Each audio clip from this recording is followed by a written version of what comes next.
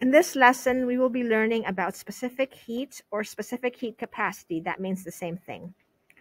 So what does it mean? It is the amount of energy needed to heat up 1 gram of a substance by 1 degree Celsius. Okay, if you guys remember the Cheeto experiment, you took your cup, and you put 50 grams of water in it, right? And then you burned your Cheeto. The energy theoretically was supposed to go in the water, heating up the water, right? And it made it go, let's say, from 15 degrees Celsius to 30 degrees Celsius. So the change is 15 degrees. From that experiment, you learned that if it takes 1 calorie to heat up 1 gram of water by 1 degree Celsius. So what you did was you multiplied 50 grams, right, times 1 degree Celsius, or no, this one went up 15 degrees Celsius, and that told you the amount of calories. That calorie, which is, it takes 1 calorie to heat up 1 gram of water by 1 degree Celsius, is the specific heat of water.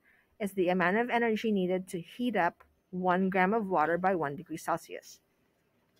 You can also use the unit joules. So 1 calorie is the same as 4.184 joules. So it takes 4.184 joules to heat up 1 gram of water by 1 degree Celsius. So the unit would be the amount of joules needed to heat up a gram of water by 1 degree Celsius.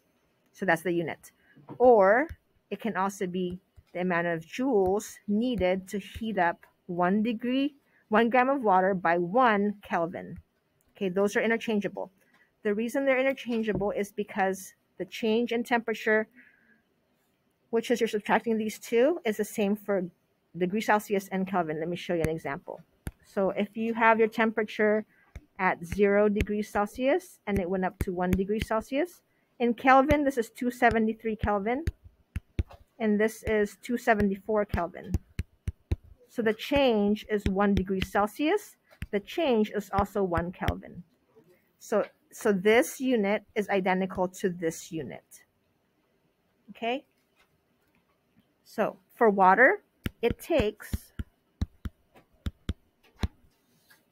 4.184 joules to heat up 1 gram of water by 1 degree Celsius. So the specific heat of water is 4.184 joules to heat up 1 gram of water. I don't write the 1 because it's just divide by 1 would be the same thing, by 1 degree Celsius. The symbol for this value, which is a specific heat capacity, is little c. So 4.184 is the specific heat capacity for water. The reason is different substances have different specific heat capacities. For example, imagine you have a kilogram of gold right here, and you have a kilogram of water. You have the same amount of matter in there, a kilogram each. You heat up gold and you heat up water. And as you heat it up, the gold gets hot really, really quickly, and water won't get hot as much. The reason is it takes so much energy to heat up water, while it doesn't take that much energy to heat up gold. It takes 4.184 joules to heat up a gram of water to make it go up by 1 degree Celsius. Whereas gold, it takes only 0.129 joules to heat up a gram of gold to 1 degree Celsius, which means it doesn't take that much energy to heat up gold. So the specific heat of gold is 0.129, according to this. joules to heat up 1 gram of it to make it go up by 1 degree Celsius. The specific heat of water, on the other hand, is 4.184. You can see how all these metals doesn't have a high specific heat capacity. It doesn't take that much energy to heat them up, whereas water takes a lot of energy to heat them up. So water is 4.184 joules to heat up 1 gram of it by 1 degree Celsius. What do these numbers tell you about water and gold? Water takes a lot more energy to heat up versus gold. Gold doesn't take that much energy. Gold only takes 0.129 joules, while water takes 4.184 joules. According to this list, which substance is easiest to heat up? It would be Au, which is gold. Which is the hardest to heat up? You're correct, water. Which can store more heat? Well, water can store 4.184 joules every time you heat up 1 gram of it, go up to 1 degree Celsius. So just to review, each substance has its own specific heat capacity because they are made of different elements, different intermolecular forces or intramolecular forces. Let's say we have the specific heat capacity of water, which is 4.184 joules to heat up 1 gram of water by 1 degree Celsius.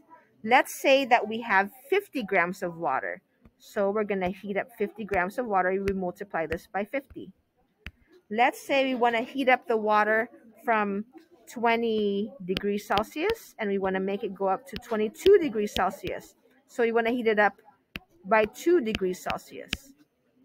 So we want to heat up, if you multiply those together, it'll be grams will cancel, C's will cancel. We're going to need 418 joules. Okay?